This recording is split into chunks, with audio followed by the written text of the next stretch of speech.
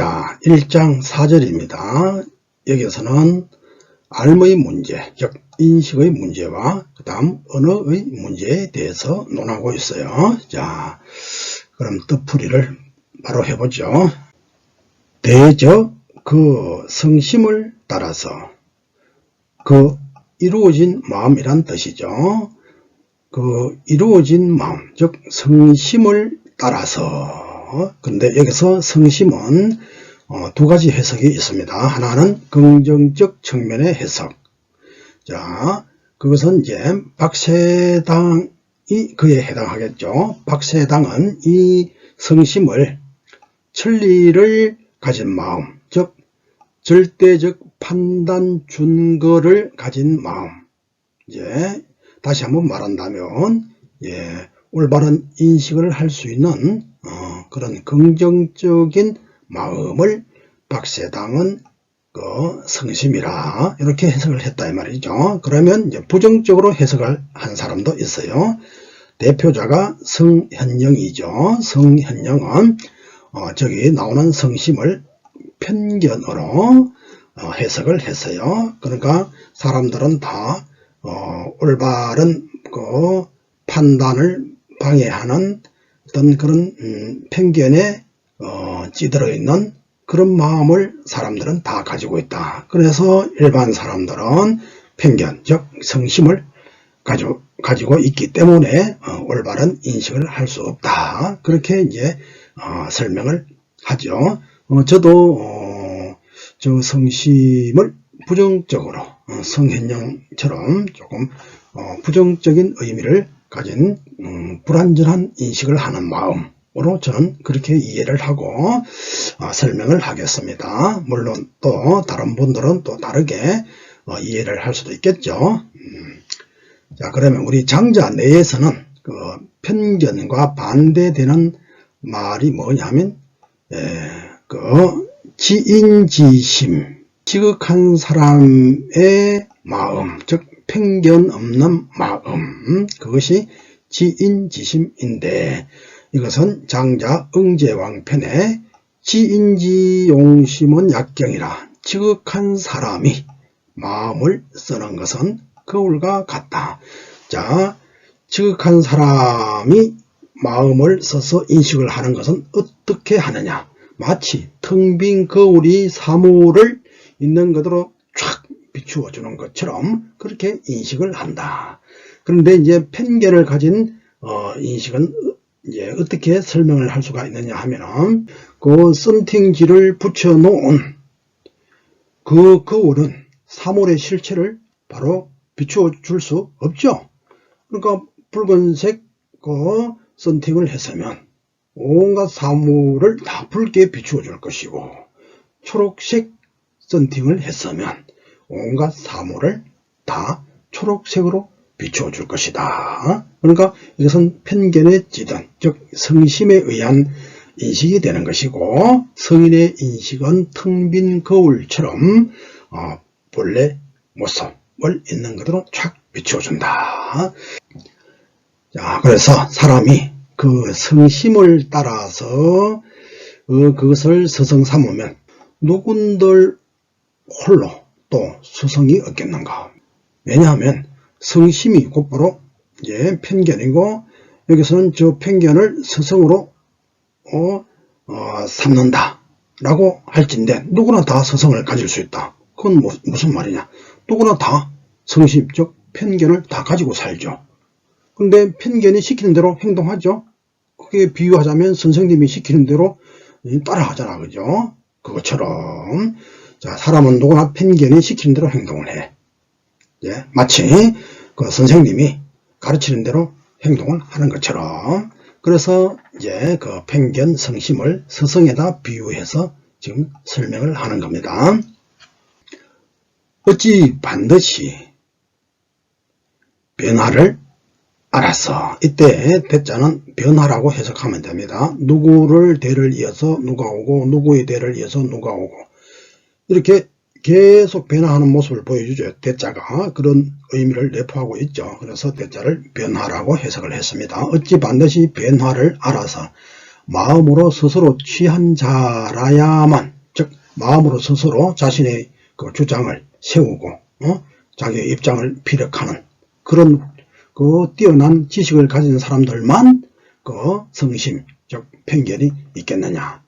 어리석은 일반인도 나름대로의 그 편견은, 성심은 다 가지고 산다. 이제 이 이야기를 하는 것이죠. 그래서 다시 한번 조금 여기 부연 설명을 하면, 자, 지식을 얻어 나름의 주장을 세우는 뛰어난 학자여야만 성심, 즉 스성이 있으리요. 자, 이것은 뭐냐? 지극한 사람이 아닌 범인이 나름 공부하여 세운 주장도 사실은 다 성심, 즉 편견이다. 어리석은 사람도 더불어 다 함께 그걸 가지고 있다. 성심을 다 함께 가지고 있다. 미성호심하되 마음에 이루어지지 아니했으되, 즉 성심이 없으되 시비가 있다면, 성심이 없으면 시비가 없어진다 라고 하는 이야기를 지금 하려고 하는 거예요. 즉 자기의 편견, 자기의 주관 뭐 이런 게 있죠. 그러면 그 입장에서 항상 말할 것이고, 그러니까 그 성심이 입장을 만들어내잖아요. 자기가 아는 자기의 그 성심으로, 자기의 편견으로 자기의 입장을 만들어내서 그게 맞춰서 이제 시비를 따지는 거거든. 자, 이것은 금일의 월나라에 갔는데 어제에 이르는 것이니라. 그것과 똑같은 꼴이다 이 말이. 자, 오늘 월나라에 갔는데 어제 월나라에 이르렀다. 그건 논리 성립되지 않죠. 있을 수 없다 이 말이야. 그것처럼 성심이 없는데도 시비가 있다고 하는 것은 그럴 이치가 없다. 그것을 이제 확연히 비유적으로 설명하기 위해서 이 이야기를 한 거예요. 금일에 월나라에 갔는데 어제 이르렀다 라고 하는 그 논리와 같은 것이다 이거죠. 금일적월 이석지야, 요 구절 있죠. 요것은 그 장자 친구 해시의 그 14, 해시 14는 뭐냐면 해시가 제시한 10가지 논제를 해시 14라고 해요. 그 속에 10개의 논제 중에 월나라 이야기가 나와요. 금일, 적월, 이석지야. 이게 거기에 나와요. 그러니까 장자가 그 해시의 14 중에 그 한 조목을 끌고 와서 이제 저것은 궤변이거든요. 이루어질 수 없는 일이죠. 이루어질 수 없는 그 궤변을 상징하는 이 14 중에 한 조목을 끌고 와서 성심이 없는데도 시비가 있다면 그건 불가능하다라고 하는 것을 설명하는데 이제 써먹었죠. 자, 이로써 무유로 있지 않다, 즉 있지 않음으로 있다고 여기니, 사람들은 말이죠. 여기니 성심을 가진 사람들은 그렇게 하죠. 성심을 가진 사람들은 있지 않음으로 있다고 여기니, 그렇게 우긴단 말이에요. 자기 입장에서 있지 않는 것으로 있다고 여긴다면, 그렇게 자기의 편견, 자기의 주장, 자기의 입장에서 자기의 이제 주장을 내세우고 고집한다면, 이거는 그 말릴 길이 없단 말이에요. 비록 신령한 우임금이 있더라도 또 능히 그 말려줄 방법을 알지 못하거늘 내가 홀로 또 내하제리요 어찌 하리요. 나도 저렇게 자기 그 편견에 찌들어서 그에 의해서 자기 주장을 내세우고 그것을 밀고 나가고 그렇게 하는 그 독단적인 사람을 나도 그 어떻게 해결해 줄 길이 없다 이거지. 우임금도 그거는 못할 거다 이거지. 신령한 우임금도 해명할 수 있는 방법이 없을 것이다. 그러니까 성심에 꽉 찬 사람들의 인식이 저처럼 불완전하고 완고하다. 그래서 세상에 시비가 이제 만연하게 되는 거겠죠. 자, 부언비치하니, 이제 말의 이상의 것은 인식에 대한, 알의 문제에 대한 이야기였고요. 이제부터는 언어의 문제에 대한 이야기입니다. 대저 말은 비치하니, 즉 바람을 불듯이 하는 것이 아니니, 그 말이란 것에는 말하고자 하는 뜻이 있다. 그러니까 바람이 휙 부는 거하고는 다르죠. 자, 은자는 말이라고 하는 것은 말하고자 하는 뜻이 있다. 그 말하는 바자가, 즉 내가 말하는 것이 말이죠. 특미정야면, 특히 정하지 아니하면, 즉 이거 약간 해석을 한다면, 뜻을 확정하여 다 담지 못한다면, 뜻을 확정하여 다 담지 못하는 그런 말이라면 말이죠. 과유은야가, 과연 거기에 그 말하고자 하는 뜻이 있겠는가? 그 일찍이 말하고자 하는 뜻이 있지 않겠는가? 당연히 말은 뜻을 다 담을 수가 없죠. 말은 뜻을 담고 전하는 도구이긴 하지만, 그러나 언어는 한계성을 가진다 이 말이죠. 그러나 사람들은 이렇게 말하죠. 새새끼 울음소리와는 다르다고 여기나.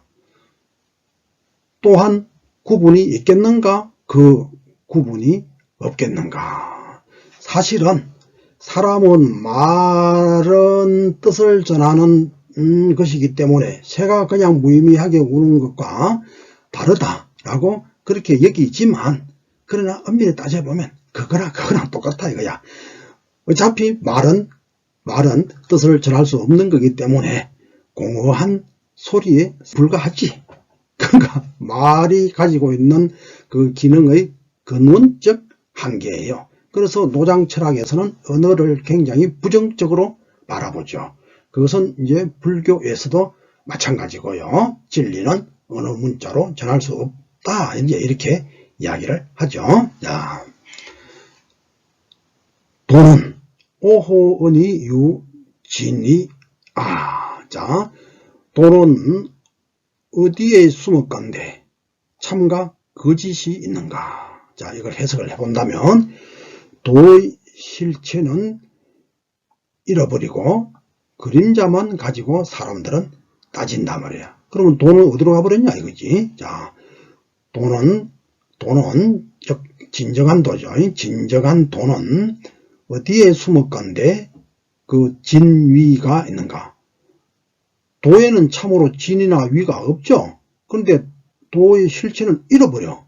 그러고 나면 그림자, 그 도의 그림자를 가지고 이것이 진짜니 가짜니 이렇게 진위를 따지죠. 자, 서산대사의 말을 들어봅시다. 서산대사는 뭐라 했냐? 선가귀감에서 선가귀감이라는 책이 있죠. 동념적계라, 한 생각을 움직이면 곧 잊어져진다. 잊어질 get자죠. 틀려버린다. 즉 도에서 이탈이 된다. 도에서 이탈, 즉 도를 잃어버린 이유는 한 생각을 일으켜서 분별 망상을 짓기 때문에 그렇다. 하다못해 이거 하나라도, 이 연필 하나라도 이거에 대해서 이러쿵저러쿵 하면, 그런다고 해서 그렇게 우리가 생각을 내고 따진다고 해서 이게 연필이 되는 건 아니죠. 아무리 그렇게 머릿속에 따져본들, 자, 우리 머릿속에는 아무리 이것이 이러쿵 저러쿵 해서 연필에 대해서 의미를 규정하려 하지만, 그러나 그것은 자기 머릿속에 맴도는 것일 뿐, 아무리 그 의미 규정을 해도 그 연필의 그 실체에 대해서는 알 수가 없다 이 말이죠. 오히려 이러쿵저러쿵 규정하면 할수록, 분석하면 할수록, 따지면 따질수록 그 실체와는 사실은 더 멀어져 버리게 되는 것이죠. 모든 것이 다 그래요. 모든 것이. 자, 그 다음에 말은, 즉 진정한 말은 오호언이 어디에 숨어간데 시비가 있는가? 자, 말이 전하려는 뜻은 사람들은 다 망실을 해버려. 그러니까 그 말은 뭡니까? 뜻을 전하는 게 그 본래의 이제 그 기능이죠. 그런데 그게 그렇게 뜻을 전할 수가 없게 되어 있는 것이에요. 그래서 이제 말이 전하려는 뜻은 망실할 수밖에 없어. 망실한 채 말의 그 흔적, 메아리, 그 껍데기만 가지고 저 말이 옳으니 그러니 막 사람들은 그렇게 쓸데없는 싸움을 일으키죠. 자, 운문불교의 운문선사의 말을 들어봅시다. 개구적착이라. 입을 여는 적 곧바로 착오가 생긴다. 그러니까 결국은 말을 하면 말을 안 하고 전해야 말의 진짜 의도, 즉 메시지를 전하는 것을 성취할 수 있는데, 말을 해버리면 그 말을 전하려 하는 뜻을 망실해버리게 돼. 그러니까 함부로 입을 놀리지 마라. 표현하면 표현하는 순간, 그것은 그 표현하는 그 어느 문자에 거기에 한계에 잡히고 말아버려. 그럼 전체의 모습을 전할 수 없죠. 망실해버리게 돼. 그래 놓고 망실되어 있는 그 부질없는 의미 없는 그 말을 가지고 옳으니 그러니 사람들은 그렇게 싸움질을 하죠. 자, 돈은 오호왕이 어디에 갔건데 있지 아니하며, 말은 어디에 있건데 뜻을 전하지 못하는가, 즉 뜻을 전하는 것이 불가한가. 자, 이에 대한 이유를 여기서 말해주죠. 자, 돈은 소성에 은한다, 숨어버린다. 소성은 작게 쪼개고 분별하는 거예요. 작게 이루는데, 즉 작게 나누는 데서 숨어버려. 도가 숨는 가장 본질적인 원인은 분별하는 거다, 이 이야기죠. 그냥 척 이렇게 해야 되죠. 그냥 척 동시에 즉각적으로 이렇게 가야 되는데, 뭐 이렇고 저렇고 막 이렇게 분석하고 짜개고 연구한다고 해서 그 실체가 알아지는 거는 이제 아니죠. 그래서 이것은 성찬 스님의 그 신신명이라고 하는 글이 있는데, 거기 보면 이렇게 되어 있죠. 첫 구절이죠. 지도문안이라. 지극한 도는 어렵지 않네. 오직 간택함, 즉 가리어 선택함, 즉 분석해서 이렇게 선택하는 것, 그것을 끓일 뿐이라. 혐의한다, 끓인다, 그것만 조심하면 지극한 도는 어렵지 않게 성취할 수 있다, 이렇게 이야기를 하는 거예요. 분별 분석은 그 도의 세계로 나아가지 못하게 하는 수갑에 비유할 수가 있다. 그 다음에 언어 영화라. 말은 화려하게 꾸미는 데서 숨어버린다.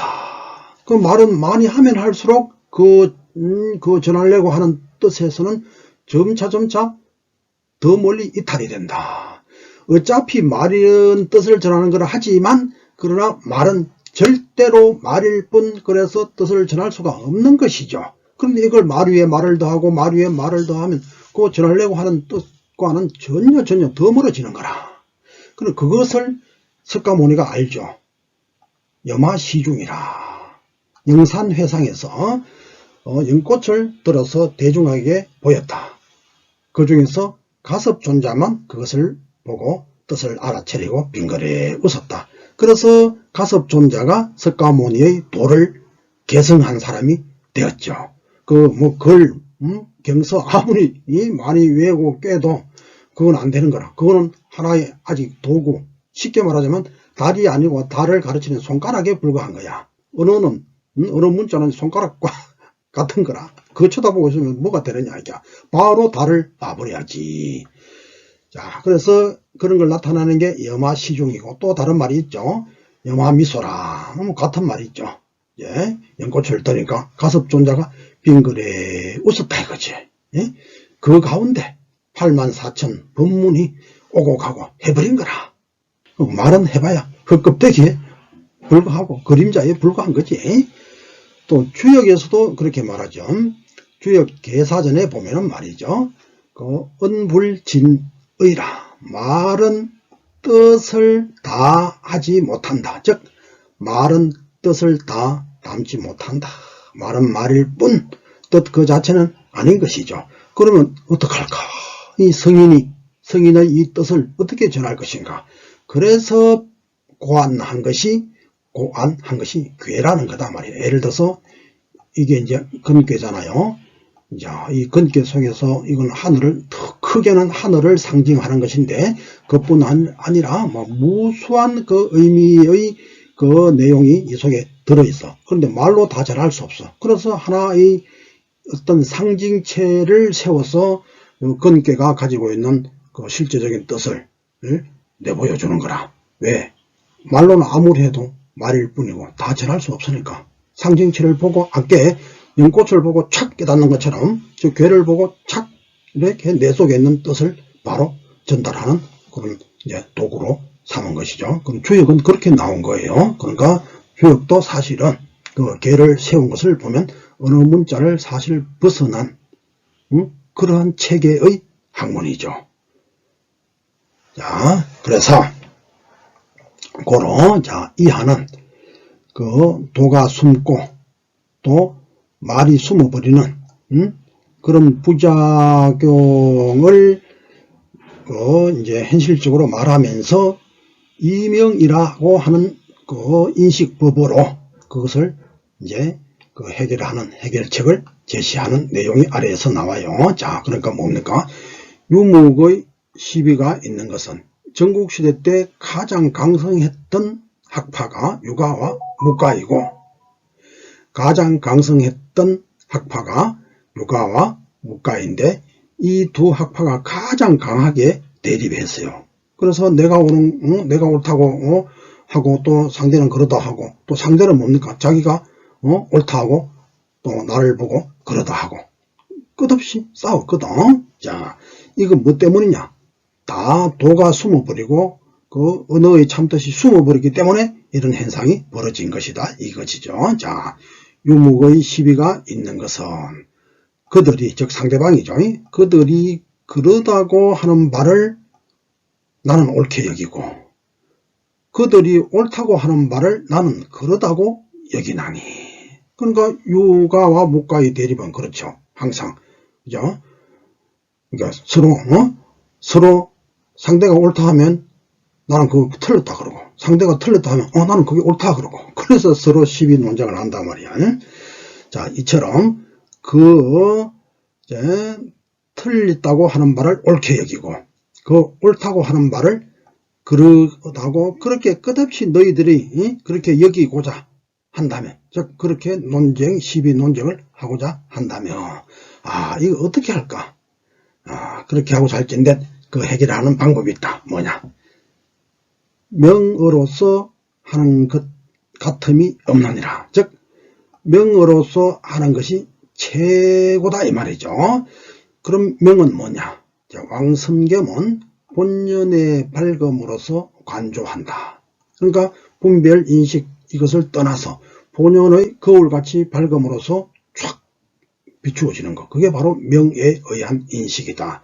아까 저 응제왕에서 성인이 마음을 쓰는 것은 저 거울과 같이 한다고 했죠. 그때 마치 거울처럼 인식을 하는 것. 그것이 바로 명에 의한 인식이다. 이렇게 이해를 할 수가 있겠습니다.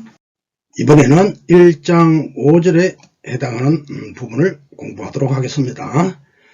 여기에서는 조지어천, 도추, 이명 이것들은 모두 그 장자의 인식론과 관련된 그런 내용들입니다. 물무비피하고 물무비시라. 이것은 뭐냐? 자, 만물은 피가, 즉 저것이 아님이 없고 상대방에서 나를 볼 때 저것이 되죠. 그러니까 모든 만물들은 모두 다 저것이 될 수 있다. 즉 저것이 아님이 없고 또 반대로 모든 만물은 또 이것이 아님이 없다. 즉 내가 나를 볼 때는 이것이었죠. 상대가 나를 볼 때는 저것이었는데 내가 나를 볼 때는 이것이죠. 그러면 나는 뭡니까? 저것도 되고 이것도 되고 그 입장에 따라서 이제 서로 똑같은 하나의 사람이 이것도 되고 저것도 되고 이렇게 된다 이 말이죠. 그러니까 진정한 이것저것 뭐 그런 게 없다는 이야기가 되는 거죠. 자, 그 다음 자피적 불견하고 자시적 지지라. 저로부터는 즉 보지 못하고 즉 상대의 즉 상대방 저로부터는 이것을 보지 못하고 사람들은 이것으로부터 즉 나로부터 말이요 나를 아는지라 그것을 아는지라. 이게 무슨 말이냐 하면은 사람들은 항상 저의 상대방의 입장으로 이것을 보지 않고 항상 자기 중심에 빠지죠. 이것으로서 이것을 본다. 즉 자기 입장에서 자기를 봐버린다. 그러면 어떻게 됩니까? 그러면 어떻게 되는 거죠? 그런 자아의식이 생기게 되는 거겠죠. 그러면 또 동시에 뭡니까? 나라고 하는 게 생기면 동시에 반대되는 상대라고 하는 것이 동시적으로 생겨 나버리게 되는 거겠죠. 이 부분에 주의해서 볼게. 자시할 때 원래는 시자가 RG자에서요. 그런데 RG자로 하면은 말이 잘 안 돼. 억지로 끼워 맞추면 맞추는데, 왜냐하면 지금 P와 C의 관계에 대해서 이야기하거든요. 그럼 P와 여기 시자가 들어가야 맞는 것이지. 이렇게 보아서 이 지자로 쓰지 않고 시자로 쓴 사람으로는 음영봉이라고 하는 학자가 있어요. 이 사람이 이제 지자를 시자로 고쳤죠. 저도 그것이 타당한 것 같아요. 자, 그래서 사람은 항상 이것으로부터, 자기로부터 그것을 안다, 그것을 인식한다. 즉, 늘 자기 입장에서만 자기를 바라본다. 이렇게 하죠. 그래서 이제 문제가 생기는 거라. 자, 본래 부연 설명을 해본다면, 본래 나는 P도 되고 C도 되어서 PC가 정해지지 않죠. 그 진정한 P, 진정한 C라는 것도 없는데 중인들은 C라는 것이 있고 절대적이고 영원한 것이다. 이러한 생각을 내어서 C의 입장만 고수를 하죠. 그래서 C, 즉 자기를 세우니 상대도 동시에 등장하여 갈등이 이제 유발이 되는 겁니다. 그러니까 나 하면은 나와 대립되는 쟤가 보이게 되죠. 나라는 생각 없이 그냥 사람들 중에 그냥 있으면은 너도 나도 없고 그냥 나는 존재할 뿐이야. 근데 내가 나를 보는 순간 상대라는 개념이 탄생하게 되는 거라. 뭐 반대로 이래도 되죠. 쟤를 보니까 나는 뭐지? 나를 또 돌아보게 되지. 그러니까 이 P, C, PR라고 하는 것은 원래 있는 게 아닌데, 그러니까 한쪽을 인식함으로써 한쪽이 저절로 생겨나버리는 사실은 허구적인 개념이죠. 헛개비죠. 자, 그래서 고로 여기는 이제 그 앞에서는 상대성의 속성을 말하고, 그것을 이어 이제 이하에서는 상대적 그 원리가 어떠한가에 대해서 설파를 합니다. 그래서 고자를 써서 고로라고 하는 글자를 써서 앞뒤에 글을 이어주고 있는 거예요. 그러니까 앞부분과 이 뒷부분에는 그러니까 서로 연관성이 있는 것이죠. 그래서 그렇기 때문에 라고 하는 고자를 여기 쓴 거예요. 자, 고로 가로되 피출어시하고 또 시역 인피니 PC의 방생지설 야라. 자, 이게 뭐냐? P는 즉 저것은 이것에서 나오고 이것이라고 하는 게 있으니까 저것이라는 게 탄생하게 되는 것이죠. 또 이것 또한 저것에 인하니 저것이 있으니까 이것이 있게 되는 것이죠. 그러니까 이게 모든 대립자는 상대적으로 생김으로써 실체가 없는 헛개비와 같은 것이죠. 그래, 이러한 것이 PC의 방생지설이다. P와 C의 방생지설. 이 방생지설은 말이죠. 무슨 뜻이냐? 이 방자 말이지. 이때 방자는 이제 옥편 찾으면 바야흐로 이렇게 되어 있는데, 이내, 곧바로, 뭐 이런 뜻이에요. 그럼 요 조금 의역하면은, 동시에, 이렇게 하면 돼. 이것이 있으면 저것이 동시에 생겨난다. 즉, 차가 있으면 P가 동시적으로 생겨나고, P가 있으면 이 차가 동시적으로 생겨난다. 그런 개념이에요.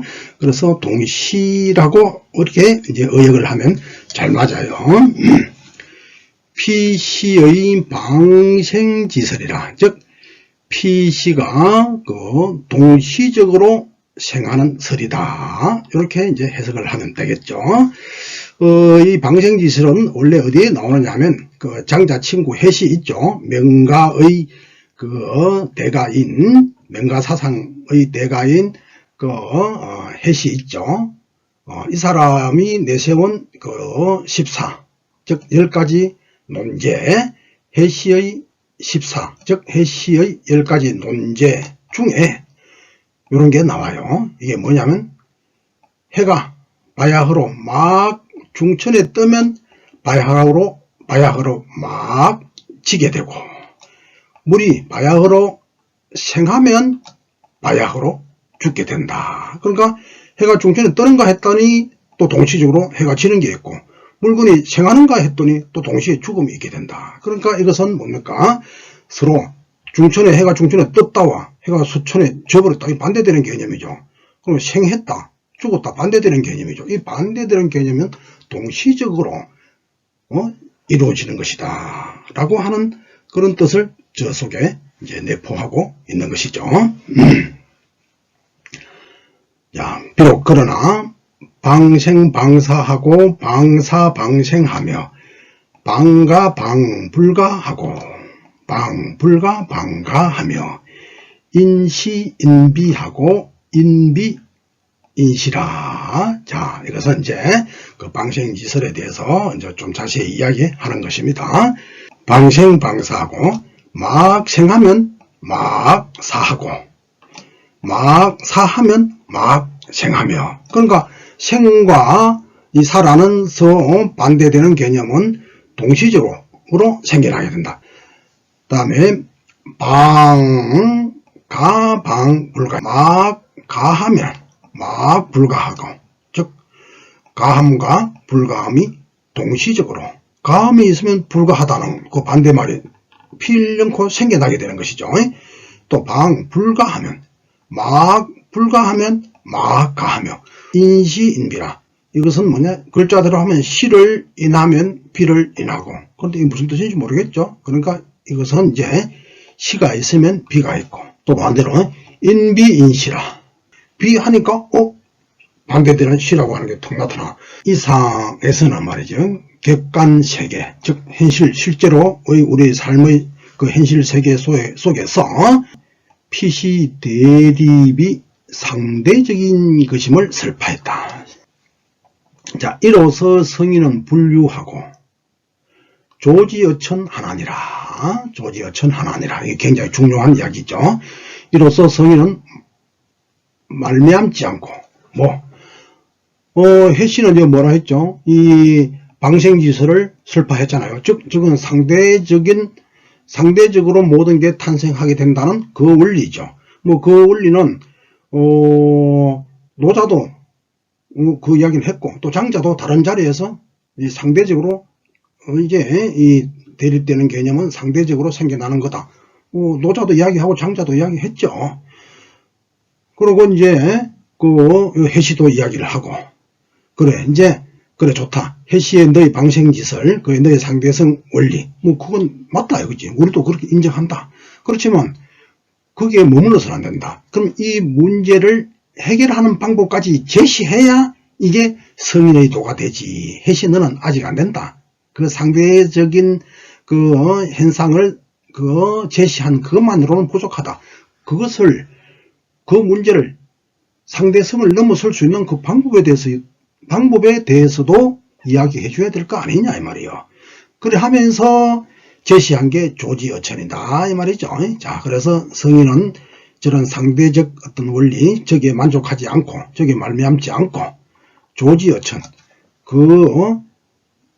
하늘에 비추어 봄으로써, 이때 하늘은 도죠. 도에 비추어 봄으로써 어떤 상대적 인식의 그 한계성을 뛰어넘는다 라고 하는 그 상대적 원리를 뛰어넘는 방법까지 지금 제시를 해주고 있는 것이죠. 자, 그럼 이어서 주의할 게 있어요. 이제 읽어봅니다. 앞부분에서는 우리가 살고 있는 이 현실 세계, 에서의 양자 대립구도의 실상에 대해서 말했다. 지금 현실 속에서 나는 항상 나와 상대는 적이 있고, 그래서 항상 갈등 대립하고 그렇게 하죠.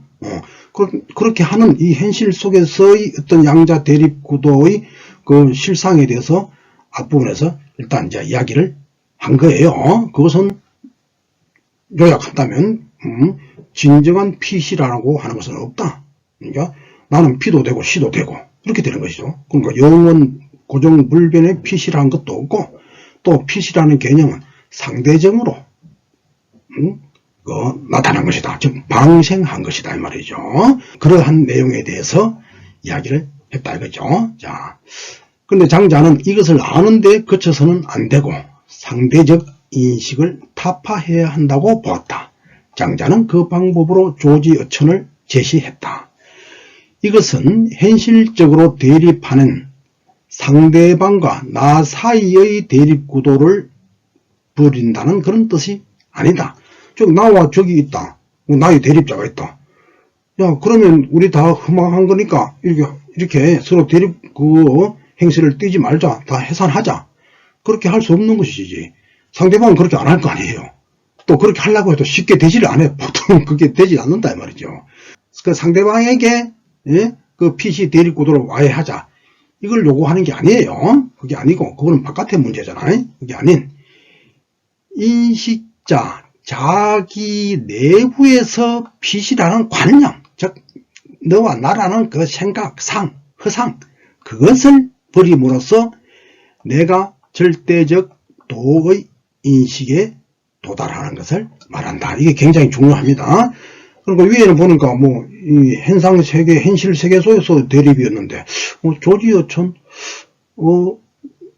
그럼 주고는 상대방한테 조지어천 하라고 요구할 수 없잖아요. 그럼 문제가 해결이 안 되는 거라. 그게 아니고, 나의 인식 문제라. 나의 인식 문제가 저렇게 조지어천 하는 인식을 하게 되면, 또, 그 상대도 나와의 대립관계를 해소하자는 게 아니라, 그 상대 너 인식, 너 내면 속에 일어나는 PR을 가르는 상대적 인식을 하는 그 습관을 타파해라. 모든 사람이 다 그렇게 각자가 각자 내면 속에서의 문제를 해결하면 온 세계에 평화가 오는 거 아니겠느냐 이 말이죠. 그러니까 현실 속에서 악수했어. 야, 우리 PR을 타파하자. 그걸 말하는 게 아니고 각자 나든 상대든 기타 모든 사람들의 이 내면의 그 인식을 대립적으로 하는 것을 타파해서 도의 인식으로, 즉 PR라고 하는 그런 관념 개념 자체가 싹 없어져 버려. 그럼 뭡니까?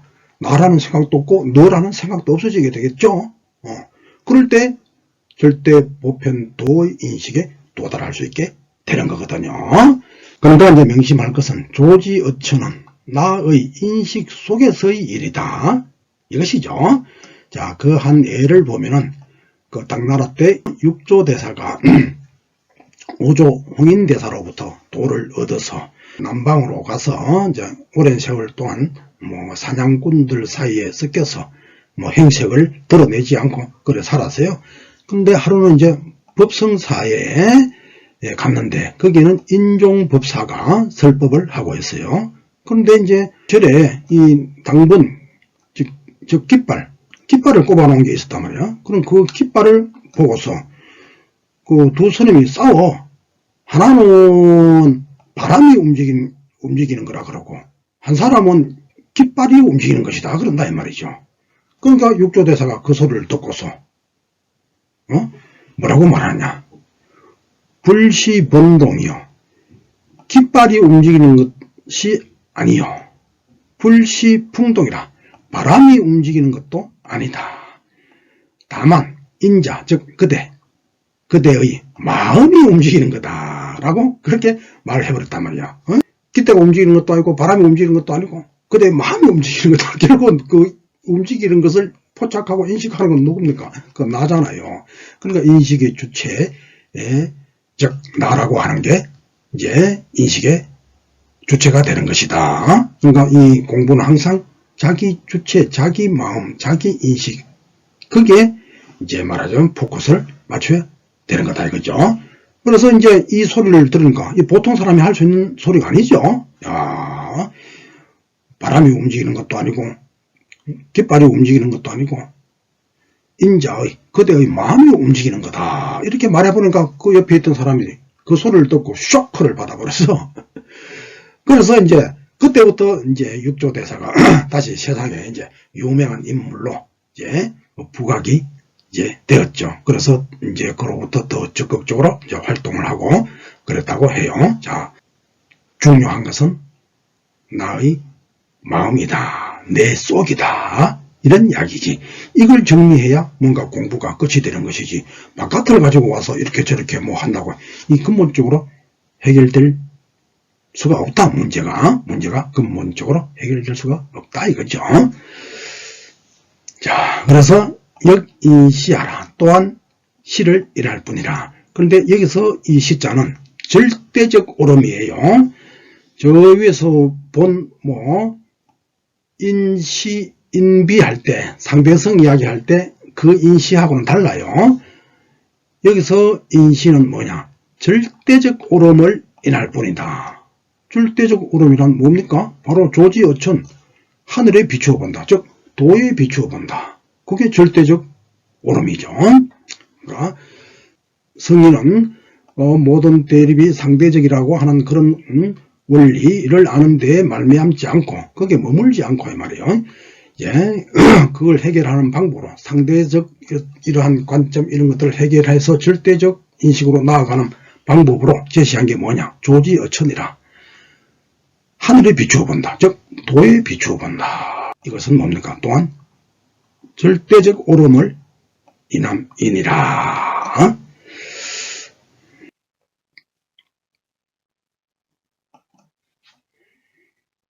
시역 피하오 피역 시하니 이것은 또한 저것이요 저것은 또한 이것이니 이건 무슨 말이냐? 이것은 저것도 되고 저것은 또한 이것도 된다 이 말이에요. 그러니까 피와 시는 일정치 않고 기준에 따라 뒤바뀌는 것이죠. 자, 그런데 말이죠. 그럼에도 세인들은 피차, 피시를 갈라서 끝없이 시비를 하죠. 자, 그래서 피역일시비요 차역일시비니. 그래서 저도 또한 하나의 시비를 자기대로 가지고 있고 이도 또한 하나의 시비를 자기대로 가지고 있는 것이죠. 그러니까 피시가 각자 입장에 따른 그 시비를 가지고 있다라고 해석을 하면 되죠. 곽상이 그렇게 줄을 달아서요. 그러나 그런 쪽으로 따져볼 때 과연 또 피시라고 하는 것이 있는 것인가? 과연 또 피시라고 하는 것이 없는 것인가? 없는 것이 뭐 진정으로 기준을 두는 데에 따라가 피시가 뒤바뀌므로 상대가 나를 보면 피가 되고 내가 나를 보면 시가 되죠. 자, 그러니까 그 기준을 어디에 두느냐에 따라서 피시는 뒤바뀌므로 시비의 주체인 피시는 실체성이 없죠. 진정한 시도 아니요 진정한 피도 아니다. 피시의 실체가 없다는 이야기죠. 자, 여기서 또 주의할 게 있어요. 앞 구절에서는 외부의 피시 관계를 설파했다. 즉 객관세계, 외부세계, 현실세계에서의 이제 피시 관계에 대해서 앞에서는 이야기했죠. 자, 도출을 포함하는 뒷구절에서는 자기 내부의 피시관념으로 전환해서 설명합니다. 이 아래에서는 이게 무슨 말이냐 하면 현실 속에서의 피와 시 이것을 일단 이야기해놓고 진짜 말하고자 하는 것은 그게 아니고 내 속에 피라고 하는 관념, 시라고 하는 관념 그것으로 이제 화제가 이제 뒤바뀌는 거예요. 전환이 되는 것이에요. 그러니까 이 이야기지. 외부의 피시가 영원 절대적인 게 아니고 그냥 상대적으로 일시적인 것이 불과하기 때문에 내 속에 있는 시라는 관념, 또 피라는 관념, 그러니까 피시라고 하는 이러한 생각들, 그것도 실체가 없는 것이기 때문에 그것도 싹 지워버려야 된다. 없애버려야 된다. 그게 바로 도추의 인식이다. 라고 하는 것을 이야기하려고 하죠. 앞부분에 조지 어천이나 지금 이야기할 도추나 그냥 같은 거예요. 뜻이. 그러니까 조지 어천 가지고 한번 이야기하고 도추 가지고 한번 이야기하는 거라. 뭐를? 야, 바깥으로 보이는 이 현실에서의 피아 등등 이 대립 관계에는 실체성이 없는 것이라. 그렇기 때문에 우리 마음 속에서, 우리 인식 속에서 뭔가 피라는 관념 또는 시라는 관념, 이것도 싹 지워버려야 된다. 그러면 완전한 인식, 도추의 인식, 또 조지어천에 도달하게 되는 것이죠. 즉 완전한 인식에 도달하게 되는 것이죠. 그 원리를 지금 이야기하는 거예요. 이거 잘못 오해하면 전혀 그만 아구가 안 맞아. 이렇게 질문을 확 하면 싹 그냥 급소를 맞아. 꼼짝도 못해. 아니 바깥의 외부 이야기, 외부의 피와 관계가 무상하다, 실체가 없는 거다 이야기하다가 갑자기 또 내 안의 문제, 도추는 내 안의 문제 같은데 이게 무슨 연관성이 있죠? 아, 그러니까 외부의 피와 등등의 이 상대적 이런 것들은 실체가 없는 거다. 일단 띄워놔. 그렇기 때문에 너 안에서도 어떤 상대적 그런 인식을 하면 안 돼. 그러니까 피라고 하는 생각, 또는 차라고 하는 생각, 이러한 것을 싹 쥐어버려야 된다. 불교로 말하면 상이라고 하죠. 피라고 하는 상, 또 아라고 하는 상, 이 상을 싹 쥐어버려. 상이 없으면 일체의 상을 떠나면 그게 바로 부처라. 그럼 중생은 뭐냐? 상이 있으면 중생이고 상이 없으면 부처고 그런 거예요. 자, 그러니까 상을 지워버려라 이런 이야기야. 피아라고 하는 이런 상을 지워버려라. 헛된 개념, 헛개비다 이 말이야. 싹 지워버려라. 그게 바로 도추다 이거야.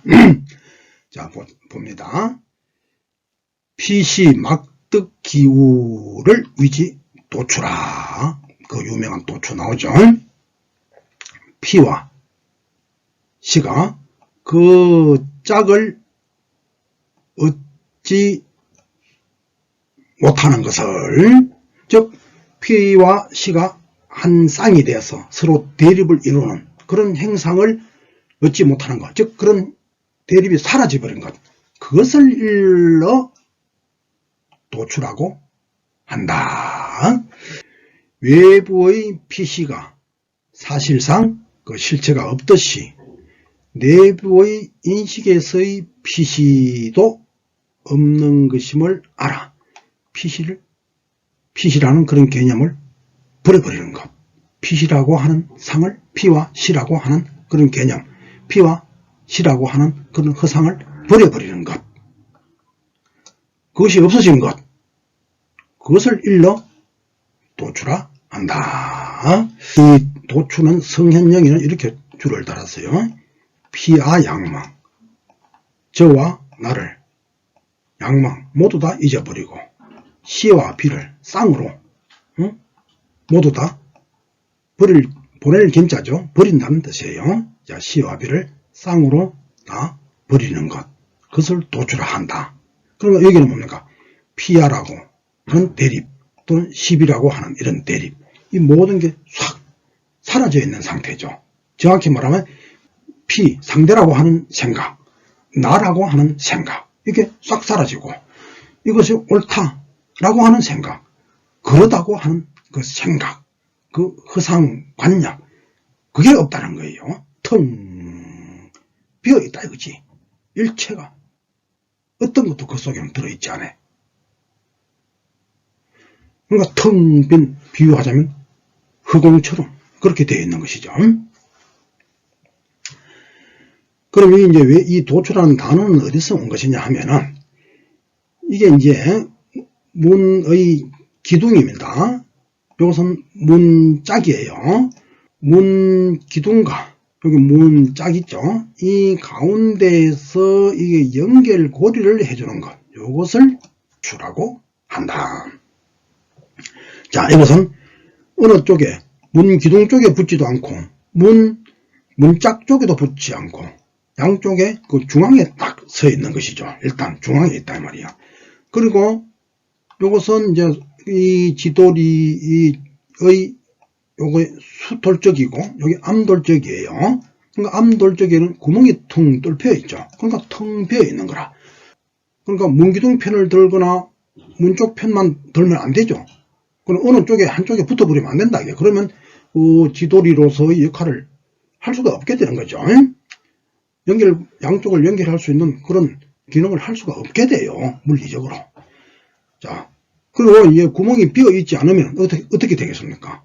이걸 끼워서 마음대로 빙빙빙빙빙빙 여는 대로 열리고 닫는 대로 닫히고 뭐는 각도에 장애도 없어. 빙빙빙빙 그냥 모든 각도대로 다 열리고 닫히고 가능해지죠.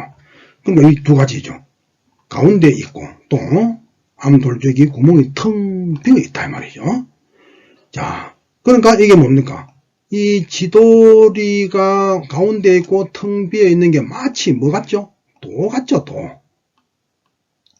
그러니까 도를 행용한 게 바로 지도리다 이런 이야기가 되죠. 도의 인식은 뭡니까? 양변에 치우침이 없는 것이고 일체의 인위적 정신활동이 사라져 있는 상태거든. 그러니까 텅 비어 있는 거잖아요.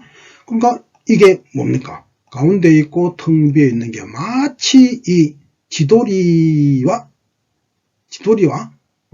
같은 그 모습을 하고 있죠. 그래서 장자가 도자와 추자를 결합해서 도추라는 저런 단어를 최초로 만들어냈죠.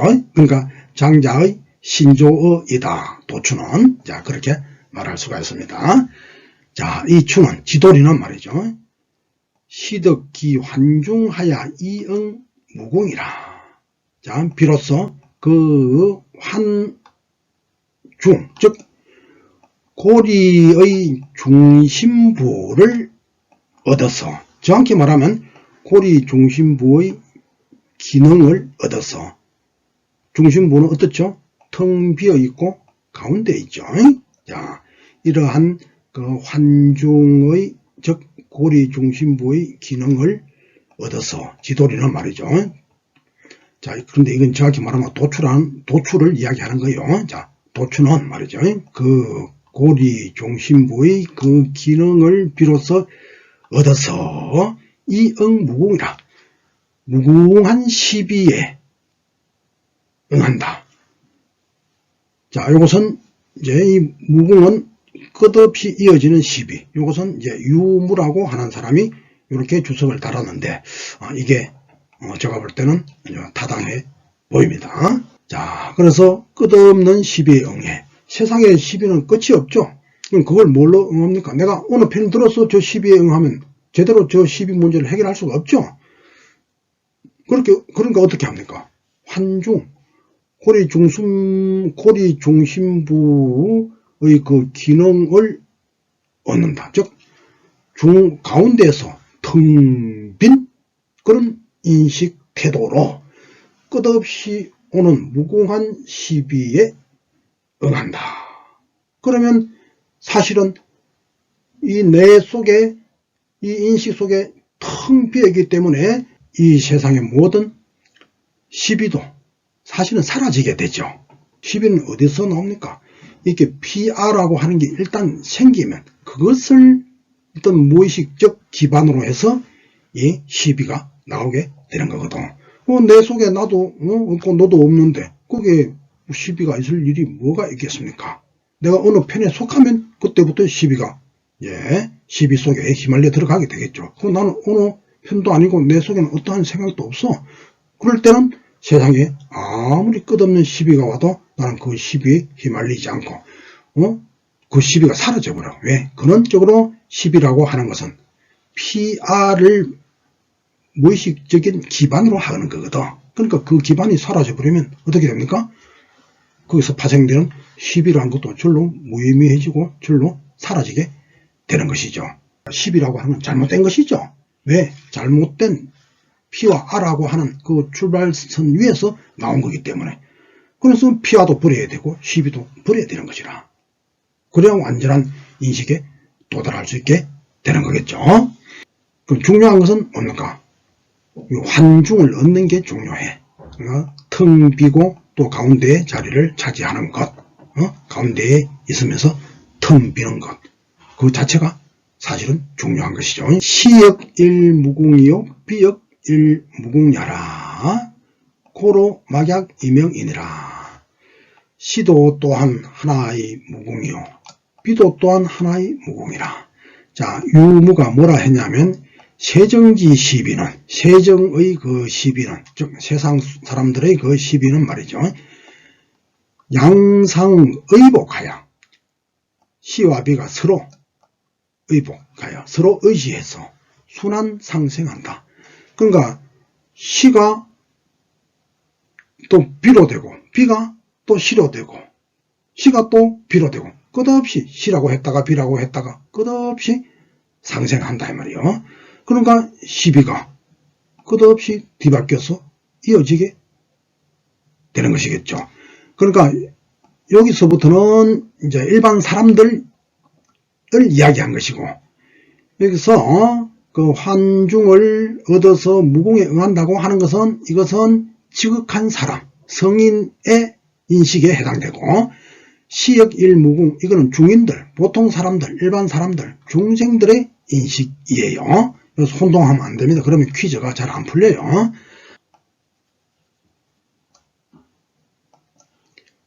고로 막약이명이니라.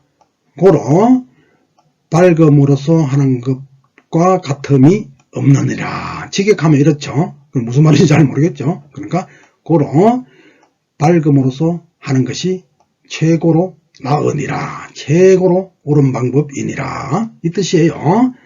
그럼 밝음이라고 하는 것은 이제 이건 뭡니까? 마치 거울처럼 밝게 텅 비어져 있는 어떤 그러한 상태, 그것을 밝음이다 라고 이제 이해하면 되겠죠. 그러면 이 밝음과 이 도추는 무슨 관계냐? 같은 거예요. 이 명을 비유적으로 드러낸 게 도추다, 이렇게 이해를 하면 돼요.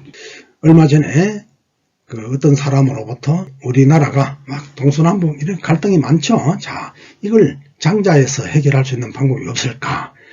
그래, 그에 대한 시를 한번 지어보라고 의뢰를 해서 이렇게 지어봤습니다. 저는 뭐 잘 짓지는 못해도 이제 한 시를 짓는 게 저희 취미 생활입니다. 자, 기원 사방화합이라, 사방화합을 기원한다. 남북상분 수기첩고, 남북이 서로 분단되고 근심이 그 몇 겹이던고, 동서쟁향 갱하천가, 게다가 동서가 다투는 소리는 다시 또 어찌 들을 손가. 이래서 안 되겠다 이야. 진인 대용 환중도면, 진인이 나타나서 환중의 도 있죠. 고리 중심부, 이 환중의 도를 크게 쓴다면 피아쌍망, 너도 나도 남도 북도 동도 서도 모두 다 없어져 버려. 그래서 천하 사람들이 깨어날 것을, 바른 인식을 하는 사람으로 거듭나서 깨어나게 될 것을. 자, 이렇게만 된다면 뭐 우리나라뿐만 아니라 전 인류가 화평해지게 되겠죠. 자, 그 다음 1장 6절입니다. 제1과 우저용. 자, 이건 뭘까? 자, 봅시다. 손가락으로서. 근데 여기서 손가락은, 이 손가락은 나의 손가락입니다. 나의 손가락으로서 상대 손가락의 그 손가락 아닌 것을 밝히는 것은 뭐뭐보다 같지 못하다. 손가락이 아니라고 한 그 상대 손가락을 기준으로서 나의 손가락이 아닐 수도 있음을 밝히는 것만 같지 못하고, 또 그 말로서, 즉 나의 말로서 상대의 말이 말 아님을 밝히는 것은 그 말이 아니라고 했던 그 상대의 말로, 즉 말이 아니라고 했던 그 상대의 말로서 나의 말이 아닐 수도 있음을 밝히는 것만 갖지 못하다. 불리하기라 되어 있죠. 갖지 못하다. 즉 말하자면 사람들은 자기 입장에서만 상대를 판단해서 상대는 틀렸다고 하죠. 그러나 상대의 입장에서 또 나의 것을 한번 봐봐라 이게야. 그런가? 그럼 상대의 입장에서 보면 또 내가 틀린 것 같아. 내 입장으로 보면 내가 맞고 상대가 틀렸는데 상대의 입장을 써보면 상대가 맞고 내가 틀린 거라.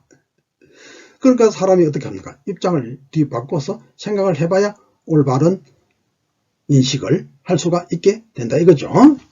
자, 그래서 곽상은 반복상류하면, 반복하여 서로 비유해보며, 즉 서로 입장을 바꿔보면 이 말이에요. 피하는 결국 제1하게 보인다. 곽상은 그렇게 설명을 했는데 뭐 그럴싸합니다. 자, 그렇게 채택을 합니다. 자, 학구는 아래 구절은 이것의 극단적 표현이다. 뭐 아래 구절 이거. 천지는 일지며 만물은 일마야라. 이게 아주 유명한 구절이죠. 자, 서로 다른 천지도 하나요. 즉 하나라는 관점에서 보면 서로 다른 만물도 또 하나이다. 그럼 이것은 제1사상을 나타내어주는 구절입니다. 이게 천지 일지하며 만물이 일마야라고 하는 이 구절은 바로 제1사상을 나타내어주는 그런 구절이에요. 뭐 천지가 서로 다른 것이지만 이 분별을 떠난 안목으로, 도의 안목으로 보면 하나다 이게야. 또 이제 그것을 이제 손가락 지자를 이어서 표현을 했죠. 하나의 손가락이다. 저것을 뭐 하나의 손가락 아니고 하나의 말이다, 하나의 돌멩이다, 그냥 아니면 그냥 하나다 이렇게 해버려도 돼요. 이제 손가락 지자의 뜻이 있는 게 아니고 천지같이 서로 다른 것도 사실은 하나다 이 뜻을 이야기하는 거예요. 자, 만물이 또 서로 다르죠. 그렇지만 그것 또한 하나다. 여기도 뭐 말맞아 대신에 손가락 지자 넣어도 되고 뭐 돌석자를 집어넣어도 되고 아무 상관없어. 또 이걸 붙이지 않아도 상관없고 결국 천지도 하나요. 만물도 하나다. 제1 도의 사상에서 보면, 즉 도의 입장에서 보면 만물은 제1하다. 즉 제1하다는 그 사상을 드러내주는 구절이 바로 천지 일지하며 만물 일마야 라고 하는 구절이다 이거죠. 자, 참고로 지와 마는 명가의 주요 토론 주제가 돼요. 그래서 보면 우리 여기 이제 손가락 지자, 손가락 지자도 여기 나왔고 또 여기 이제 말맞아도 나왔죠. 자, 이런 것들은 말이죠. 이 지와 마는 명가의 주요 토론 주제가 되고 있어요. 조나라의 공손용은 지물론, 즉 손가락, 또 백마론, 말맞자 있죠. 백마론을 제시했거든요. 자, 여기에서 본다면 명가들은 손가락 또는 말 이거 가지고 자기들의 논리를 전개하는 하나의 도구로 사용하는 경우가 많아요. 그러니까 장자도 이제 명가들이 이래 하니까 이 개념들을 가지고 와서 이렇게 막 설명을 해본 겁니다. 그 다음 본래는 허공처럼 규정된 값이 없어. 허공은 무슨 아무런 뭐라고 할 것이 없죠. 그처럼 본래는 가하고 가하다고 하면 가하고 불가하다고 하면 불가해. 뭐 이렇게 해도 되고 저렇게 해도 돼. 본래 규정된 게 없기 때문에. 자, 그래서 가하게 여기면 가하고 불가하게 여기면 불가하다. 자, 그래서 자, 도는 이때 도는 도로예요. 도로는 다니면 이루어지고 아니 저 들판에 말이에요. 초목이 무성한데 사람이 계속 100명, 1000명이 댕겨버리면 절로 길이 되어버리죠. 그런데 원래 길이 있었나요? 없었죠. 그 넓은 초원이었을 뿐이지 뭐 아무런 규정 뭐 어떠한 것도 있지 않아요. 그러니까 다니다 보니까 그렇게 규정이 되어버린 것이 이건 도로다 이렇게 되어버린 거지. 물은 위지연이라. 물건은 그렇다고 그렇게 이름 지어 부르니까 그렇게 되어버리니 본래 뭐 길이 원래 나 있지 않는 것처럼 물건의 이름도 본래는 없어. 뭐 그렇다고 이러면 또 그렇게 되어버려. 그런 것이니 오호 연고 어찌해서 그러한고 그러한 데에서 그러하고 또 오호 불연고 또 어째서 그렇지 않은고 그렇지 아니하는 데서 또 그렇지 않게 되는 것이다. 자, 이게 무슨 말이냐?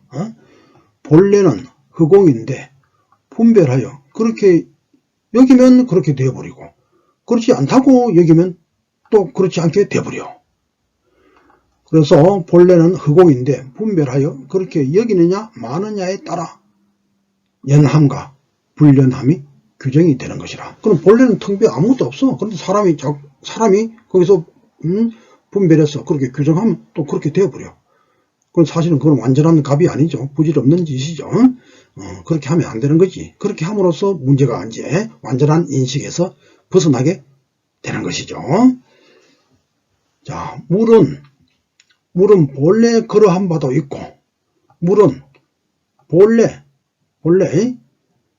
가한 바도 있으니. 자, 해석을 볼까요? 물은 본래 그렇기도 하고 또 가하기도 해. 그렇기도 하고 가하기도 하다. 즉 이럴 수도 저럴 수도 있다.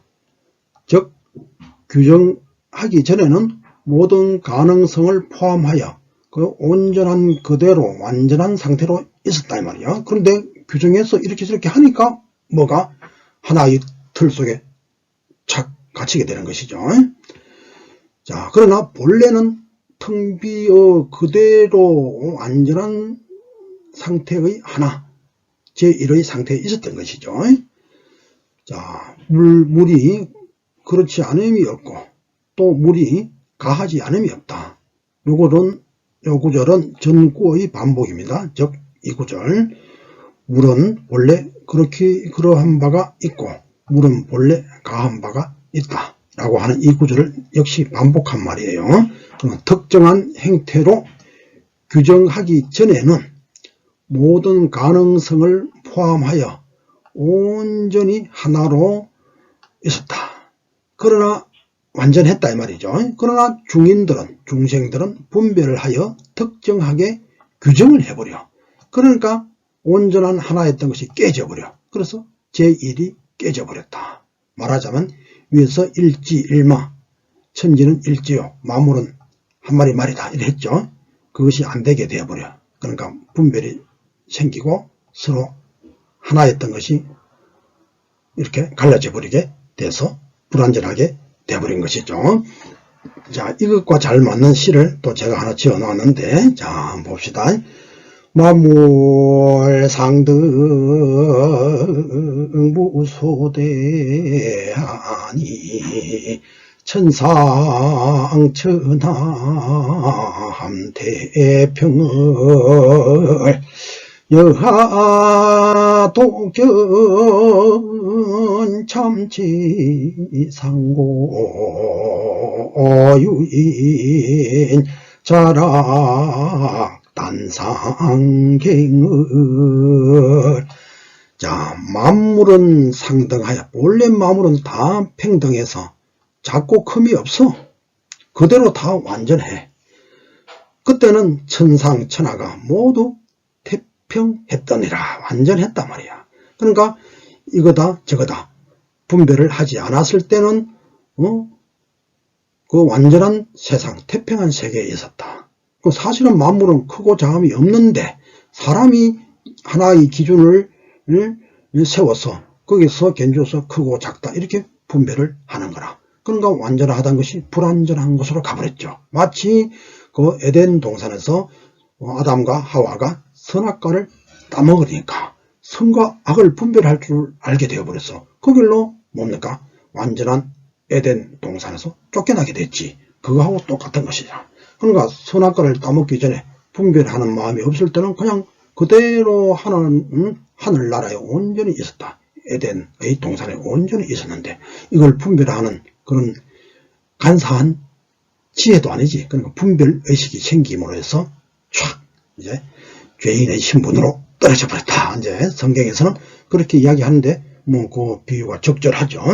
자, 모두가 천상천하가 태평했단 말이야. 그런데 여하독견 어찌하여 홀로 참치, 이 차에 날 차자인데 들쭉날쭉 할 때는 치자로 읽죠. 참치행체 할 때 시경에 나오죠. 시경에 참치행체 할 때. 그래서 이거는 참치라고 읽어야 돼요.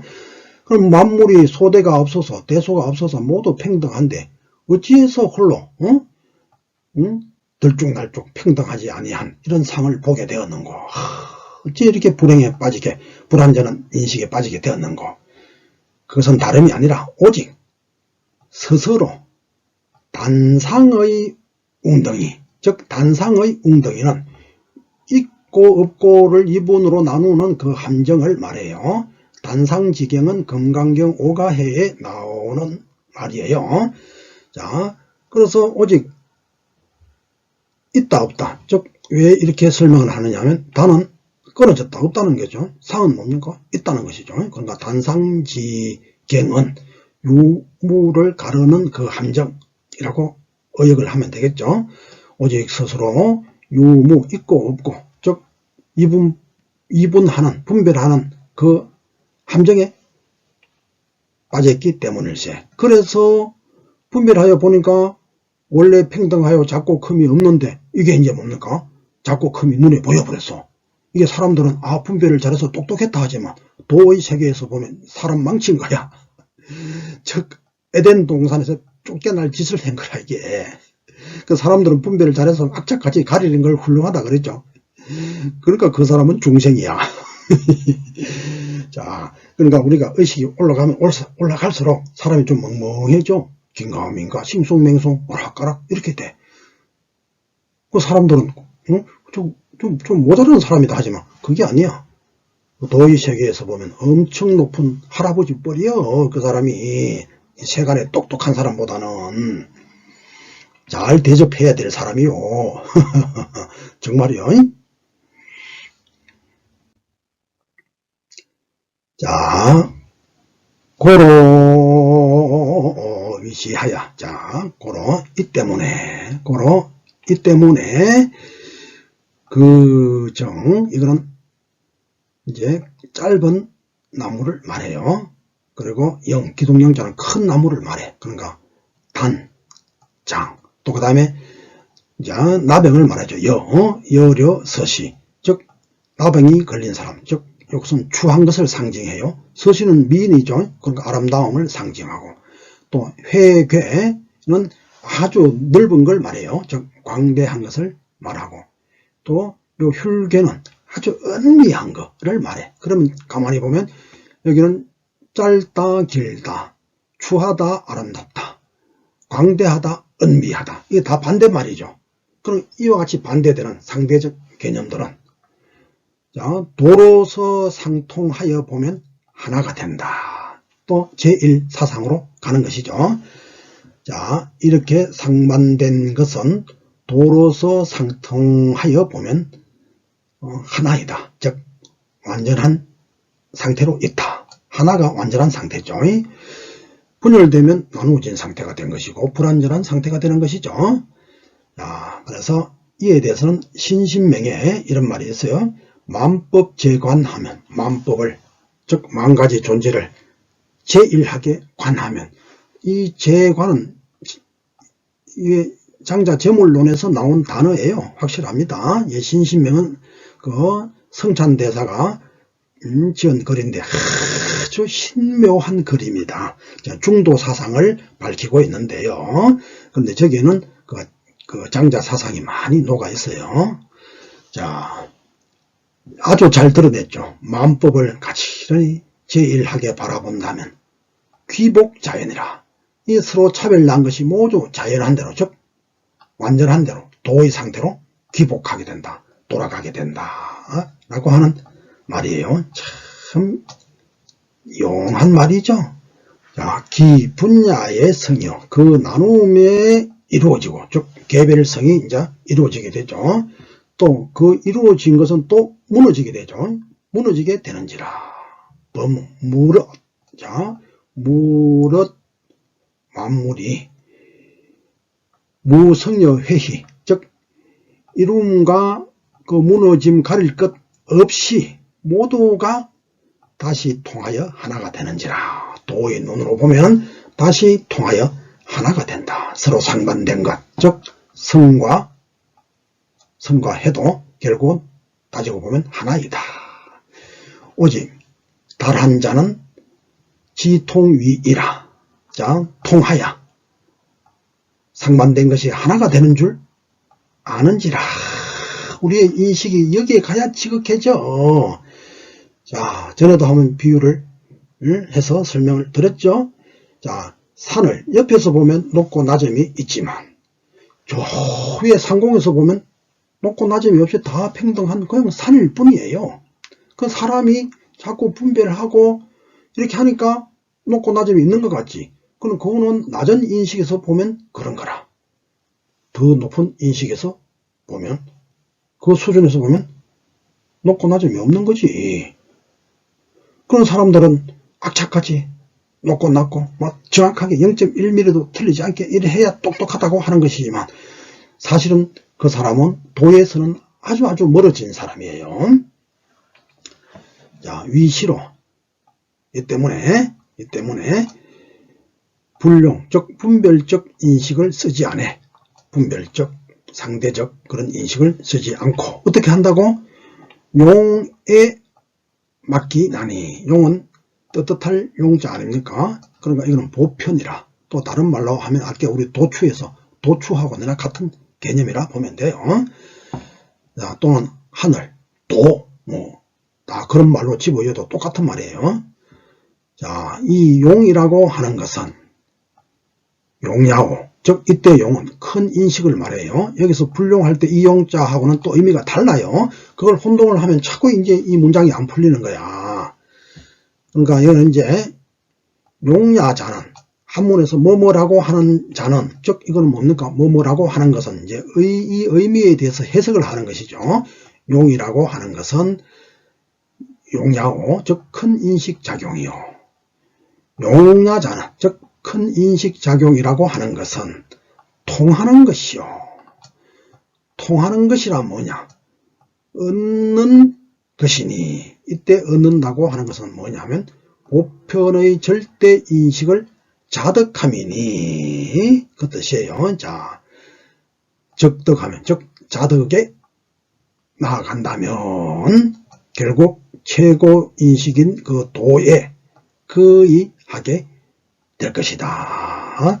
그러니까 이제 우저용에서 이것을 통해서 공부를 하면 이제 결과적으로는 이제 최고의 인식인 도에 거의하게 된다. 이렇게 하는 그 최초의 씨앗은 뭡니까?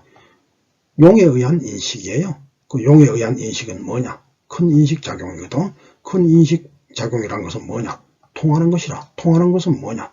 자덕하는 것이다. 그렇게 하고 나면, 자덕하고 나면은 도에 거의하게 된다. 도에 거의 도달하게 된다. 결론 부분입니다. 이제는. 자, 절대적 옳음을 인할 따름이니.